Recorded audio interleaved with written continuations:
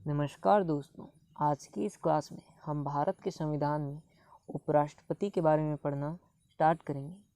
तो सबसे पहले तो आप ये ध्यान रखें कि भारत के संविधान में जो उपराष्ट्रपति है ये आर्टिकल नंबर 63 से लेकर आर्टिकल नंबर 70 तक में दिया गया है। ठीक है, तो अगर आपसे कोई पूछता है कि भारत के संविधान में उपराष्ट्रपति के बारे में कौन कौन से आर्टिकल में दिया गया है, तो आप क्या कहोगे? आप कहोगे कि भारत के संविधान में उपराष्ट्रपति के बारे में आर्टिकल नंबर 63 से लेकर आर्टिकल नंबर 70 तक में दिया गया है। ठीक है, तो इतनी बातें आप ध्यान रखेंगे। तो चलिए अब उपराष्ट्रपति के बारे में हम एक एक करके इन सारे आर्टिकल्स में पढ़ेंगे।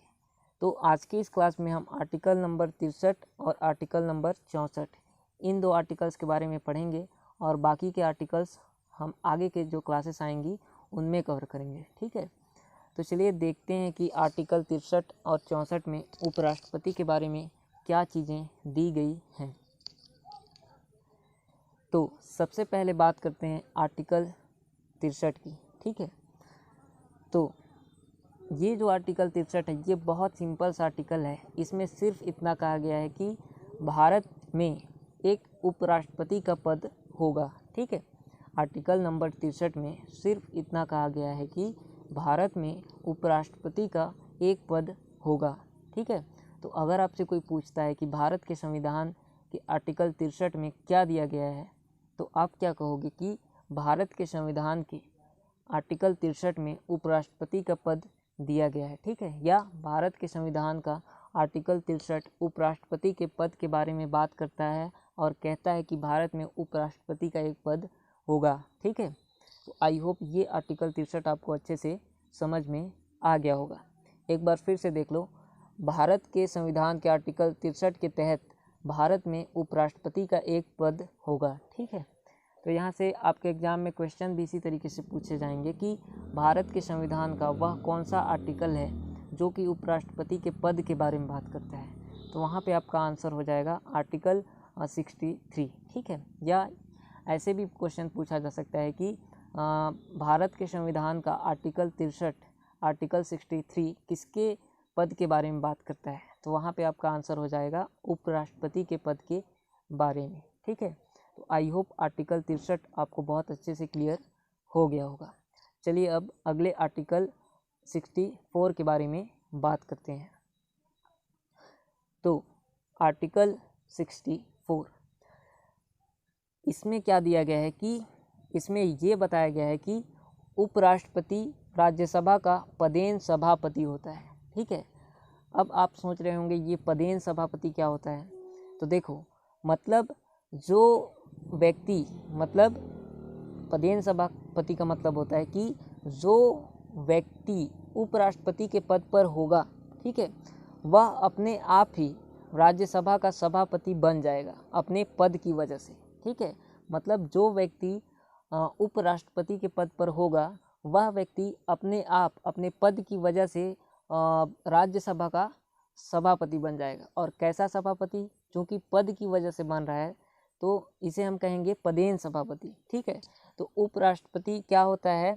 राज्यसभा का पदेन सभापति होता है। मतलब कि जो व्यक्ति उपराष्ट्रपति के पद पर होगा वह अपने आप अपने पद की वजह से उपराष्ट्रपति अपने आप अपने पद की वजह से राज्यसभा का सभापति बन जाएगा। ठीक है, तो ये बात आर्टिकल 64 में दी गई है कि उपराष्ट्रपति राज्यसभा का पदेन सभापति होता है। मतलब जो व्यक्ति राष्ट्रपति के पद पर होगा वह अपने आप ही राज्यसभा का सभापति बन जाएगा अपने पद की वजह से। ठीक है, फिर इसमें थोड़ी सी कुछ और बातें भी दी गई हैं, वो देख लो आप कि यहाँ पे ये बताया गया है कि उपराष्ट्रपति को उनका वेतन उपराष्ट्रपति के पद पर कार्य करने के लिए नहीं दिया जाता है।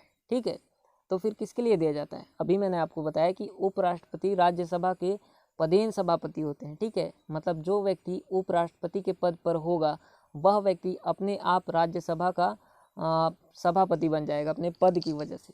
तो जो उपराष्ट्रपति होते हैं, उपराष्ट्रपति को उनका वेतन उपराष्ट्रपति के पद पर कार्य करने के लिए नहीं दिया जाता, बल्कि राज्यसभा के सभापति मतलब अध्यक्ष, ठीक है, के रूप में कार्य करने के लिए दिया जाता है। उपराष्ट्रपति को उनका वेतन उपराष्ट्रपति के पद पर कार्य करने के लिए नहीं दिया जाता है, बल्कि राज्यसभा के सभापति अध्यक्ष के रूप में कार्य करने के लिए दिया जाता है।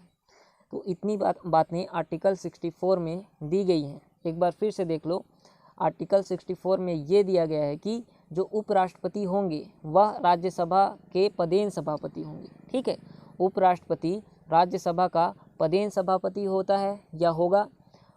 और इसका मतलब क्या है? मतलब जो व्यक्ति उपराष्ट्रपति के पद पर होगा वह व्यक्ति अपने आप ही राज्यसभा का सभापति बन जाएगा अपने पद की वजह से। ठीक है, अपने पद की वजह से।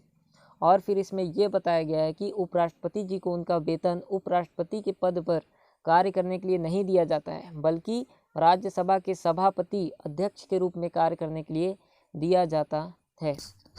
तो इतनी बातें आर्टिकल 64 में दी गई हैं। अब यहाँ से क्वेश्चन इस प्रकार से पूछा जाएगा कि भारत के संविधान का वह कौन सा आर्टिकल है जो ये कहता है कि उपराष्ट्रपति राज्यसभा के पदेन सभापति होते हैं। तो वहाँ पे आपका आंसर हो जाएगा आर्टिकल 64।